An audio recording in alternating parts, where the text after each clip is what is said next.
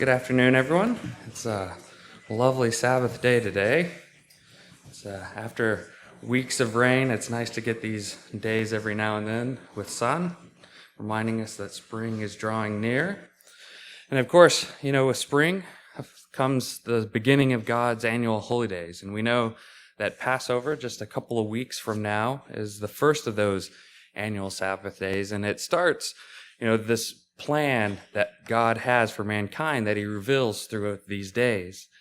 And there's many, interesting things about Passover that we could look at, even in the Old Testament. You can go through and look at kind of the rich history of things that happened on the Passover. Things like God giving his covenant to Abraham. We know the children of Israel left Egypt on the Passover, of course, and we know that there were a number of renewals from the kings of Israel on the Passover day. So it's a very interesting time that God kind of goes through and gives us. But today what I want to look at is just one particular set of verses, which I think shows us a number of things, even in the Old Testament, that God would have us know about his plan and how he works with us and interacts with us. So if you'll turn over to Numbers 9, and we'll spend the whole time in Numbers 9, verses 1 through 14, what I want to go through is look at this example that God records for us and learn some additional things that we can gain from these scriptures.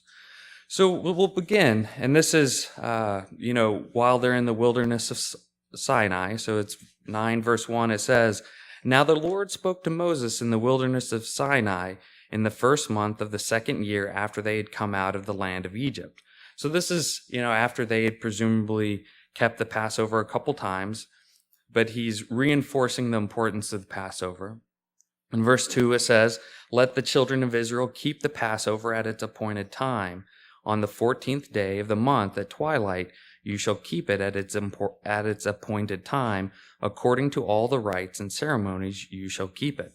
So I think here it's, the interesting thing, or one of the interesting things here is that, Passover, unlike a number of the other holy days, it's given at a very specific time in the day that we're supposed to keep it, right? We're supposed to keep it right at twilight. And this, we of course know, the example that Jesus gives us as well, that we're to keep the new covenant Passover at the twilight time. But it's, a feast day where you keep it at the beginning of the day, not at necessarily in the middle or near the end of the day like we would do most of the holy days. And then it goes on and it says in verse 4, "So Moses told the children of Israel that they should keep the Passover. And they kept the Passover on the 14th day of the first month at twilight in the wilderness of Sinai, according to all that the Lord commanded Moses. So the children of Israel did." And so we see here, that Moses reiterated this command to the Israelites, and they kept it. But what we'll see starting in verse 6 is that there was a difficulty that arose because of how they were supposed to keep it. So we read in verse 6, it says, "Now there were certain men who were defiled by a human corpse, so that they could not keep the Passover on that day, and they came before Moses and Aaron that day." Right? So we know that God had laid out his laws, and there were certain things like being defiled by a human corpse or being defiled by any dead thing that would prevent you from keeping certain of the rites, and Passover being one of these. And so while they, had tried to keep the Passover, they had this conflict between two laws. And so they came to Moses and Aaron, as they, should have, and they are going to ask what they were to do. And so we see in verse 7, it says, "And those men said to him, 'We became defiled by a human corpse. Why are we kept from presenting the offering of the Lord at its appointed time among the children of Israel?'" So they come and ask, why are they not able to do this? They understand the importance. This has, obviously been reiterated a number of times that this Passover sacrifice that they're supposed to do is of great importance to God. But here, because of another law, they're not able to do it. And so then we go on and we see in verse 8, And Moses said to them, "Stand still, that I may hear what the Lord will command concerning you." And here I think it's an interesting principle that Moses, and we see Moses actually doing this quite a few times when there's these difficulties. Normally his first reaction is to go right to God and ask, right? And so he says, stand still, don't do anything, don't, fret about it, don't probably get more worked up about it than they might have already been, but let's just go and ask God what his will is in this case, what he would command. And of course, God comes back and tells Moses what he expects. It says, then in verse 9, "Then the Lord spoke to Moses, saying, Speak to the children of Israel, saying, If any one of you or your posterity is unclean because of a corpse or is far away on a journey, he may still keep the Lord's Passover. On the 14th day of the second month at twilight, they may keep it. They shall eat it with unleavened bread and bitter herbs." And so this is, I think, one of the first interesting point here is that the Passover is of such importance to God that he actually gives a second opportunity for people to keep it if there's, circumstances that happen where they are not able to. Now, as we'll go on and see, it's not just every time you're supposed to, or you can keep it on the second day, but in those cases where there's unforeseen circumstances, that it's very important for God, so important that he gives a second day that they are able to keep it.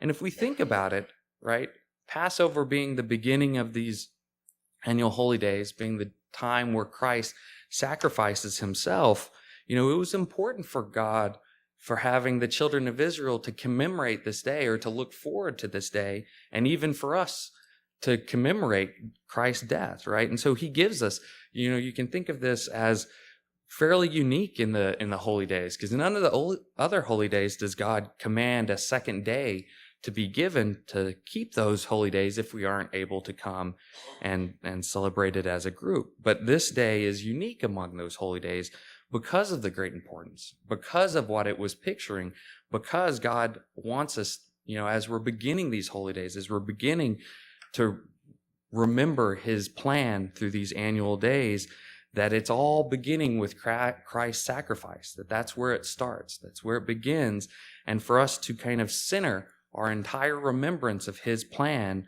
on this death of Christ. So that'd be the first point, right? Passover is unique in this case because God actually gives us a commanded time where we can celebrate it if there's some unforeseen circumstance that prevents us. Now, as we'll see, though, it's not just any circumstance, right? So it's not something that, I don't feel like it today, or, I got busy and I was doing something else, so I don't have time.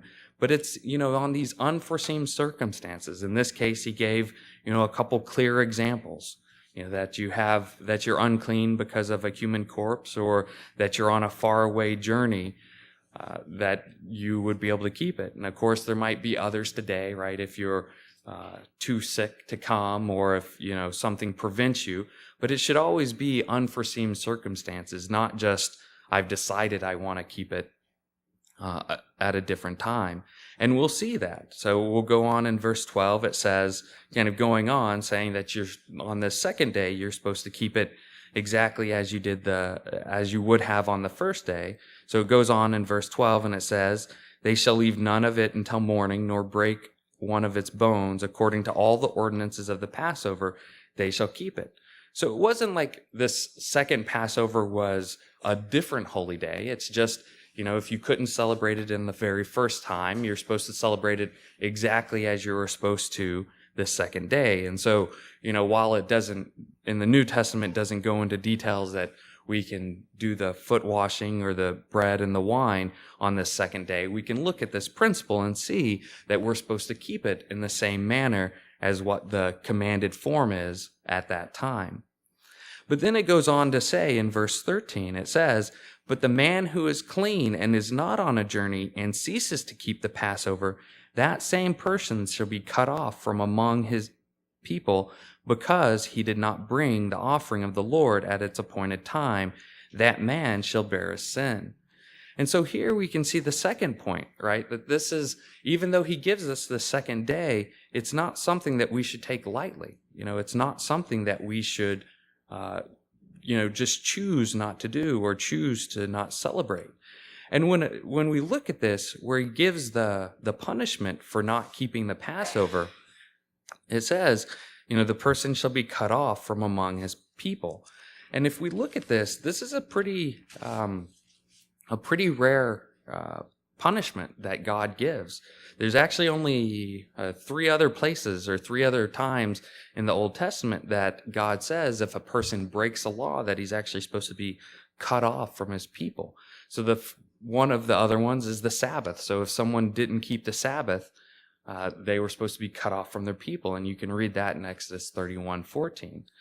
Then the second one is if the offerings weren't properly performed, particularly if you didn't bring the blood to the temple, and you can read about this in Leviticus 17:4 and then verse 9. And then the third one is in Numbers 15:30, where it talks about presumptuous sins, or when you sin kind of knowing that you shouldn't. And so we see that there's, just these few things that can actually cut you completely off from the people of God, and not observing the Passover properly is one of those, right? So that's kind of the second thing where God reinforces the importance of the Passover, how important it is for him, and particularly as, we start this remembrance of his plan. And then in verse 14 is, I think, the third interesting thing about Passover. So in verse 14 it says, "And if a stranger dwells among you and would keep the Lord's Passover, he must do so according to the rite of the Passover and according to its ceremony. You shall have one ordinance both for the stranger and for the native of the land." And then actually in Exodus 12:48, and I'll read a little bit there, in Exodus 12:48, it expands what this means. It says, "And when a stranger dwells with you and wants to keep the Passover to the Lord, let all his males be circumcised, and let him come near and keep it, and he shall be as a native of the land, for no uncircumcised person shall eat it." Right? So we see between Deuteronomy 9 verse 14 and here in Exodus 12:48, right? I think this is the third principle, is that God always intended for more than the children of Israel to keep his holy days. Right? And here, actually different than some of the other holy days, the stranger can decide if he wants to keep the Passover. So we can see in other places where it talks about, like, for instance, unleavened bread or the Sabbath, that the stranger were supposed to keep the same ordinances as the people of Israel, regardless of whether they wanted to or not. They were just commanded that if they were in the gates, if they were in the land of Israel, that they were supposed to keep those rites. But we see here in Passover, or for Passover, it's a little bit different, right? They first have to have a desire to keep the Passover.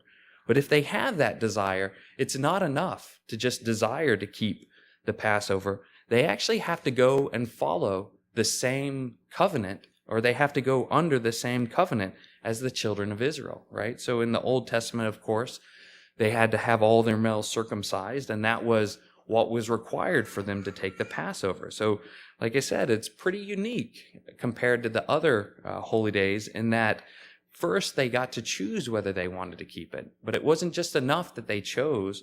They had to then go do the things that were required of the covenant that the Passover pictured. And so they had to be circumcised. And so here we, start to see God's ultimate plan for mankind, right? That it was never about just the children of Israel. Like, his intent was always that the strangers, that the Gentile nations, that the whole world would eventually desire first to keep this Passover, desire to understand about his plan, desire to, come in communion with him. But then they had to go beyond just a desire, right? It couldn't be just, I want to do it, and so I'm going to do it. He's very clear that they had to then fall under the same covenant. They had to do the same things that the covenant required as the children of Israel if they wanted to keep it.